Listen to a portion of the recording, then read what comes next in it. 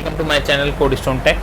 Magento की इस web series में आज हम लोग देखेंगे मॉडल्स के बारे में। तो मॉडल्स क्या होते हैं, कैसे क्रिएट करते हैं और उनका यूज़ क्या है, आज हम लोग इसी पे देखेंगे। तो चलिए स्टार्ट करते हैं। मॉडल्स बेसिकली वैसे तो हम लोगों को पता है मजेंटो 2 हमारा MVC फ्रेमवर्क है, ठीक है। MVC में M for model, V for view and C for controller, ठीक है। व्यू और कंट्रोलर हम लोग देख चुके हैं थोड़ा। अब हम लोग को क्या करना है, मॉडल से वैल्यूज़ को हमें अपने डेटाबेस की टेबल से कनेक्ट लाना है और यहाँ पर व्यू पे शो कराना है। तो मॉडल बेसिकली क्या करता है, जो डेटाबेस है उसकी टेबल से वैल्यूज़ को लाना और वहाँ पर वैल्यूज़ को सेट करना, ये मॉडल्स के थ्रू होता है, ठीक है।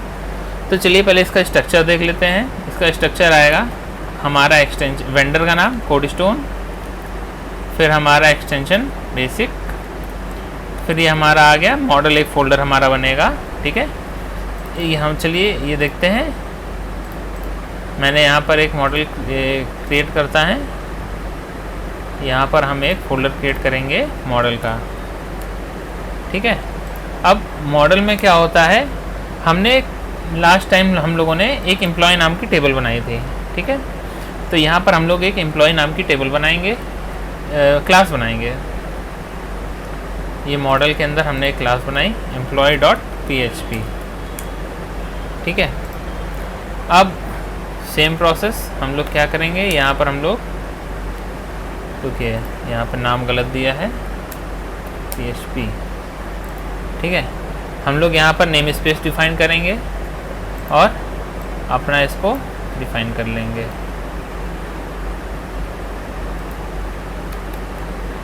ठीक है। देखते हैं क्या है ये।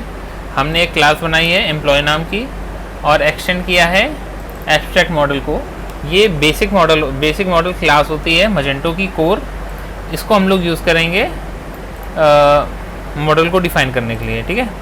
और ये प्रोटेक्टेड फंक्शन, यहाँ पर हम लोगों ने कंस्ट्रक्ट फंक्शन को कॉल किया है और इसमें हम लोगों ने एक क्लास को कॉल किया है रिसोर्स मॉडल के अंदर एम्प्लॉय।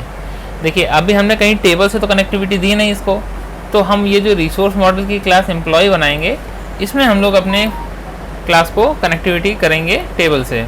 तो चलिए एक ये मॉडल के अंदर रिसोर्स मॉडल क्लास बनाएंगे हम लोग। यहाँ पर एक वो बनाएंगे रिसोर्स मॉडल फोल्डर का नाम और उसके अंदर हम लोग बनाएंगे employee.php, ठीक है, employee.php।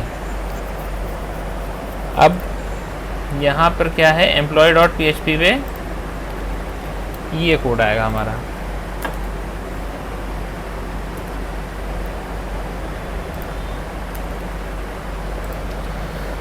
अब हमने क्या किया है, यहाँ पर एम्प्लॉय बनाया है और ये रिसोर्स मॉडल की जो कोर क्लास है उसको यहाँ पर हमने एक्सटेंड किया है, ठीक है।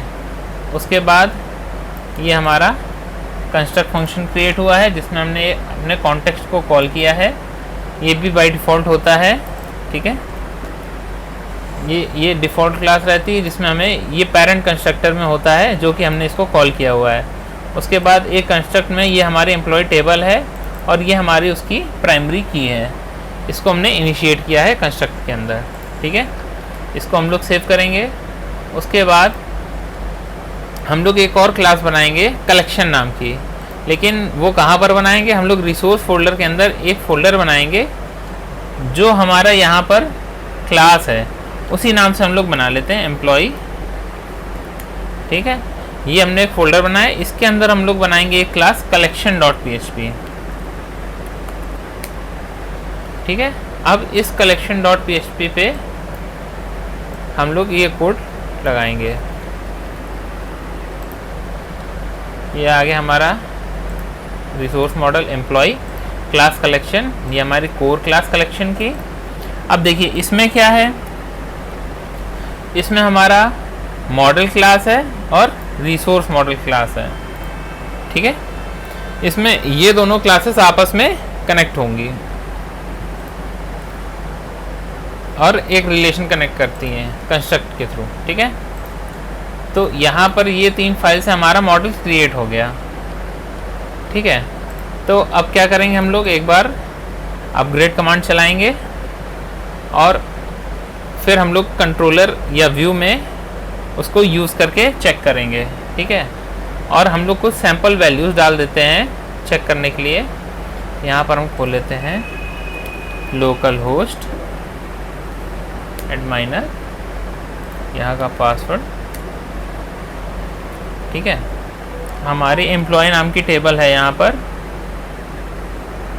चलिए देखते हैं। ये है एम्प्लॉय नाम की टेबल। इसमें अभी डेटा हमारे पास कुछ नहीं है, हम इसमें डेटा इंसर्ट कर देते हैं कुछ। हम यहाँ पे नाम ले लेते हैं शिवम,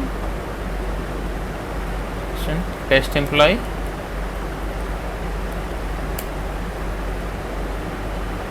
सैलरी 12,000।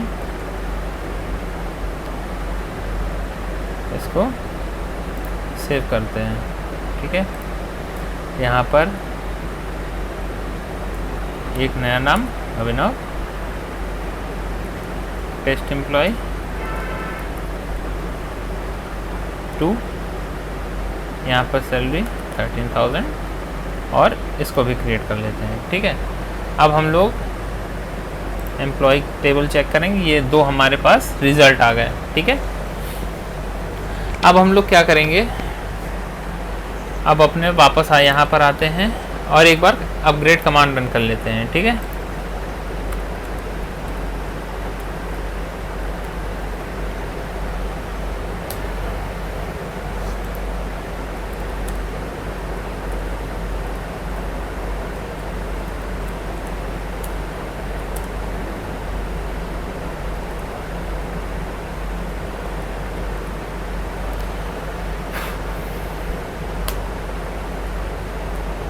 अब यहाँ पर हम अपग्रेड कमांड रन कर लेते हैं, अब ये चल जाएगी। मैं वीडियो पॉज कर देता हूँ। कमांड्स पूरी चल चुकी हैं, ठीक है। कमांड्स पूरी चल चुकी हैं। अब हम लोग क्या करेंगे, हम लोग व्यू में आएंगे। अपने व्यू में हम लोगों ने टेम्पलेट बनाई थी index.html, ठीक है। और इसका हमारा पाथ क्या था, ज़रा चेक करते हैं। फ्रंट एंड राउट्स बेसिक और लेआउट का नाम है बेसिक इंडेक्स, ठीक है। तो यहाँ पर हम लोग खोलेंगे बेसिक इंडेक्स। अच्छा, हम लोग यहाँ पर इंडेक्स को रिमूव भी कर देंगे तो भी ये चलेगा, क्योंकि इंडेक्स हमारा बाय डिफ़ॉल्ट होता है। This is my first page, देखिए आ गया। अब हम लोग क्या करेंगे, इस पेज में ये जो हम लोगों ने यहाँ पर बनाए थे अपना डेटा जो इंसर्ट किया था यहाँ पे मैनुअली, उसको हम यहाँ पे शो करा के देखते हैं। चलिए हम लोग आते हैं यहाँ पर, इसको क्लोज कर दे रहे हैं, ठीक है। अब हम लोग क्या करेंगे, ये देखिए ये हमारा ब्लॉक से आ रहा है ना, तो हम लोग क्या करेंगे, ब्लॉक की इंडेक्स फाइल खोलेंगे। यहाँ पर हम लोगों को कंस्ट्रक्टर में बनाना पड़ेगा, पब्लिक फंक्शन कंस्ट्रक्ट, और इस कंस्ट्रक्टर के अंदर हमको अपना मॉडल कॉल करना पड़ेगा। हमारा मॉडल है ये, ठीक है, ये मॉडल, और मॉडल के अंदर एम्प्लॉय। अब यहाँ पर हम एक वेरिएबल डिफाइन कर लेते हैं, हमने मान लिया एम्प्लॉय, ठीक है। अब इसको हम लोग 2 तरीके से यूज़ करते हैं, एक तो ये तरीका है और एक होता है फैक्ट्री फंक्शंस का यूज़ करके। ये फैक्ट्री फंक्शंस क्या होते हैं भाई, फैक्ट्री फंक्शंस हमारे बाय डिफ़ॉल्ट नहीं जनरेट होते हैं, ये ना ही हम लोग क्रिएट करते हैं। जब हम लोग कमांड चलाते हैं कंपाइल की, तो ये जनरेटेड के अंदर वर्चुअल क्लासेस ऑटोमेटिक क्रिएट हो जाती हैं। तो ये एक तरीके की वर्चुअल क्लास होती है जो हम लोग यूज़ करते हैं। क्लासेस हमारी जनरेट हो जाती हैं जनरेटेड फोल्डर के अंदर जब हम लोग कंपाइल कमांड रन करते हैं, ठीक है। तो हम लोग को इसका यूज़ करना चाहिए, जो कि स्टैंडर्ड वे है मजेंटो में यूज़ करने का, ठीक है। अब क्या करेंगे, हम लोग इसके अंदर वेरिएबल डिफाइन करेंगे, $this employ equals to dollar employ. ठीक है, अब ये दिस एम्प्लॉय कहाँ से आया, इस एम्प्लॉय को हमको ऊपर डिफाइन करना पड़ेगा, प्रोटेक्टेड एम्प्लॉय। ठीक है, हम लोग इसको यूज़ करेंगे। ये एम्प्लॉय यहाँ पर आया और ये वाला एम्प्लॉय यहाँ पर इसको डिफाइन होता हुआ। ठीक है, अब हम लोग क्या करेंगे, एक फंक्शन यहाँ पर कॉल करेंगे जो कि वैल्यू हमारी बताएगा, public function get value by ID. ठीक है, अब जनरली क्या होता है, ये जो फैक्ट्री मेथड है मॉडल का, अगर हम लोग इस मॉडल को यूज़ कर रहे हैं एम्प्लॉय फैक्ट्री करके, तो ये हमारा पर्टिकुलर एक एंट्री को लोड करवा सकते हैं हम लोग इसको यूज़ करके। ठीक है, हम लोगों को अगर आईडी मिलेगी तो हम लोग उस आईडी से इस पर्टिकुलर एक एम्प्लॉय को लोड करा देंगे। ठीक है, चलिए देखते हैं कैसे। हमने यहाँ पर लिया $this एम्प्लॉय फैक्ट्री और यहाँ पर हमको क्रिएट फंक्शन बनाना पड़ेगा। ये क्या करता है, ये ऑब्जेक्ट क्रिएट कर देता है। क्रिएट फंक्शन हमारा ऑब्जेक्ट क्रिएट करता है। ठीक है, यहाँ पे हमने इसको एक वेरिएबल का नाम दे दिया फैक्ट्री क्रिएट, और यहीं पे हम लगा देते हैं लोड फंक्शन। सिंपल हम यहाँ पर अगर लोड फंक्शन लिख के अगर यहाँ पर हम उसकी आईडी प्रोवाइड कर देंगे तो हमारा एम्प्लॉय का डेटा रिटर्न हो जाएगा। और ये आईडी आएगी कहाँ से, हम यहाँ पर आईडी पास कर देंगे। ठीक है, अब हम यहाँ पर आते हैं, ये हमने बनाया, ये ओपन किया। अब इसको हम लोग एक नया डालते हैं, PHP echo free print r। एक काम करते हैं और यहाँ पर हम emp डेटा गेट कर लेते हैं, $block। यहाँ पर हमारा फंक्शन है get value by ID.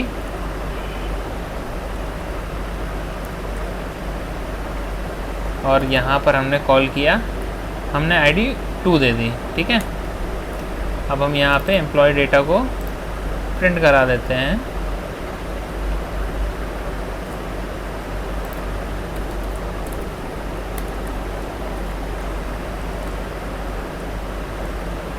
empty data. ठीक है, चलिए एक काम करते हैं, अब हमने यहाँ पर कंस्ट्रक्टर में इसको ऐड किया है तो हमको यहाँ पर कंपाइल कमांड चलानी पड़ेगी। तो हम इसको चलाते हैं, php bin/magento setup die compile। अब यहाँ पे परमिशन की इशूज आ रही हैं तो हम sudo के साथ चला लेंगे। ठीक है, इसमें टाइम लगेगा, मैं पॉज करके इसको फिर से शो करता हूँ आपको। तो हमारे यहाँ पर कमांड चल चुकी है, बट हमारी कमांड में इशू आ रही थी। ठीक है, तो वो इसलिए आ रही है क्योंकि यहाँ पर हमने एम्प्लॉय लिया है और यहाँ पर एम्प्लॉय फैक्ट्री ली है। ठीक है, और एक इशू है, यहाँ पर हम लोगों को कॉन्टेक्स्ट लेना पड़ेगा जो कि हम लोग बाय डिफ़ॉल्ट प्रोवाइड करते हैं। ठीक है, मैं यहाँ पर ऐड कर पास करना पड़ेगा और साथ में हमें एरे डेटा पास करना पड़ेगा, एरे $डेटा।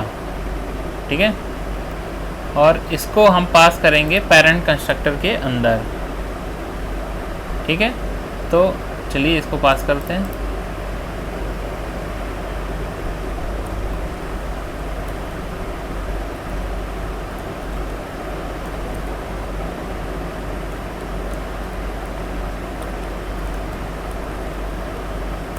ठीक है, इस तरीके से हम लोग को इसे पास करना, हमारा पास होगा। अब इसको ऐड करने के बाद हमें फिर से एक बार कमांड चलानी होगी। चलिए कमांड चलाते हैं, php bin/magento setup die compile।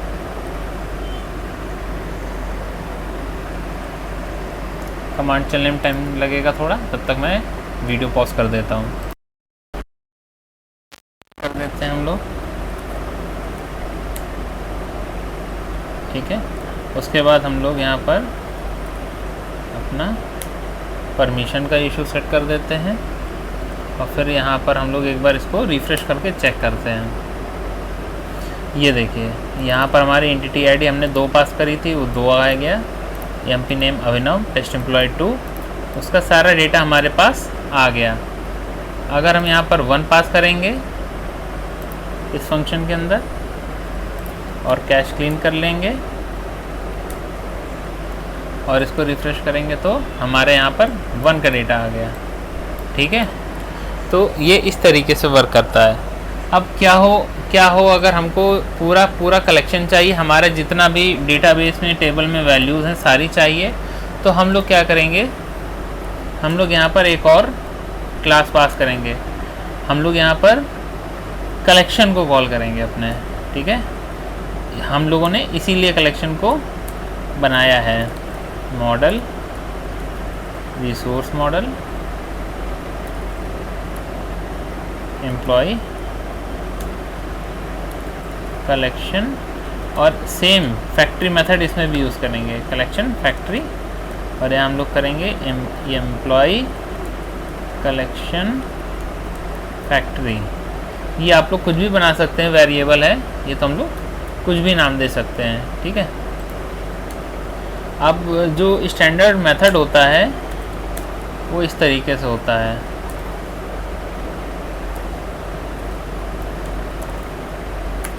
ये एक स्टैंडर्ड मेथड है वेरिएबल्स को डिफ़ाइन करने का, और कंस्ट्रक्टर के लिए भी एक तरीका होता है। यहाँ पर हम लोग कंस्ट्रक्टर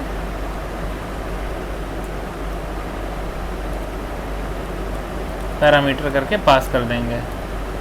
ये हमारा एक मेथड है, मतलब यहाँ पर डिफ़ाइन करने का तरीका है। यहाँ पर पैरेंट्स हम लोग पास कर देंगे, क्या क्या पैरामीटर्स हम लोग यहाँ पर पास कर रहे हैं। पहले हम लोगों ने पैरम पास किया है तो इसको लिखेंगे, फिर दूसरा पैरामीटर लिया है हमने एम्प्लॉय का, इसको लेंगे। तीसरा हमने लिया है इसका, तो यहाँ पर हम लोग लेंगे इस तरीके से। और चौथा पैरामीटर हमारा डेटा एरे है, ठीक है। और ये इस तरीके से हम लोग सारे पैरामीटर्स पास कर दिया। कंटेक्स्ट हमारा यहाँ यूज़ है, डेटा ये यूज़ है, इसको हम लोग और बनाएंगे $this, और इसको हम लोगों ने यूज़ कर लिया। अब हम लोग को यहाँ क्या करना होगा, एक फंक्शन ने अलग बनाया, public function get all employees, ठीक है। हमने यहाँ पर ये फंक्शन बनाया और हम लोग इसको सिंपली कॉल कर लेंगे $this employ function factory create, ठीक है। और इसी को हम लोग रिटर्न करा लेते हैं।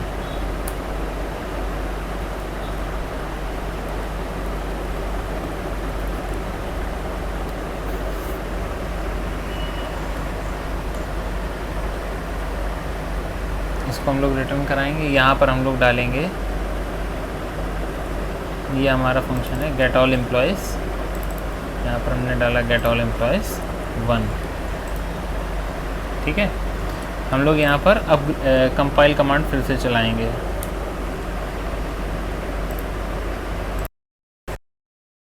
हमारी एरर आई है पैरामीटर की, तो अगर हम लोग ध्यान से देखें तो ये देखिए यहाँ पर हम लोग ने मॉडल की स्पेलिंग लिखने में कुछ इशू किया है।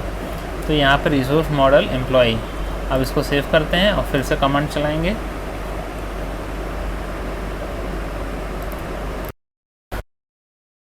तो हमारी यहाँ पर कमांड सक्सेसफुली रन हो गई है। चलिए यहाँ पर चेक करते हैं एक बार। ये हमने यहाँ पर क्रिएट कर लिया डेटा। उसके बाद यहाँ पर हम लोग एक और चीज़ करेंगे, यहाँ पर गेट डेटा, ठीक है। इसको गेट डेटा करके इसको सेव किया हमने। अब यहाँ आते हैं, ये हमारा ओल्ड रिकॉर्ड था 1 के लिए, अब हमारे यहाँ पे दोनों रिकॉर्ड्स आने चाहिए। चलिए इसको रिफ़्रेश करते हैं, ठीक, ये एरे में हमारे दोनों रिकॉर्ड्स शो होने लगे, ठीक है ना। तो कलेक्शन और model model collection, resource model, ये मेरे ख्याल से आप लोगों को आज के वीडियो में समझ में आया होगा। इनसे वैल्यूज़ गेट करना, ठीक है। चलिए इसको एक चीज़ और करके देख लेते हैं, जैसे कि हमने यहाँ पर इसको यूज़ किया था। हम लोग यहाँ पर लिखते हैं 1 MP डेटा। अब यहाँ पर हम लोग क्या करेंगे, यहाँ पर अगर हम लोग वैल्यूज़ गेट करना है, अब यहाँ से अगर मैं गेट डेटा हटा देता हूँ, ठीक है, तो यहाँ पर हमको ऑब्जेक्ट पास करना पड़ेगा गेट डेटा, और यहाँ पर मान लीजिए हमको नेम निकालना है, ठीक है। अब यहाँ पर अगर हम EMP नेम है, EMP gate data EMP name, इसको रिफ्रेश करें तो क्या आएगा, कैश क्लीन करनी पड़ेगी एक बार।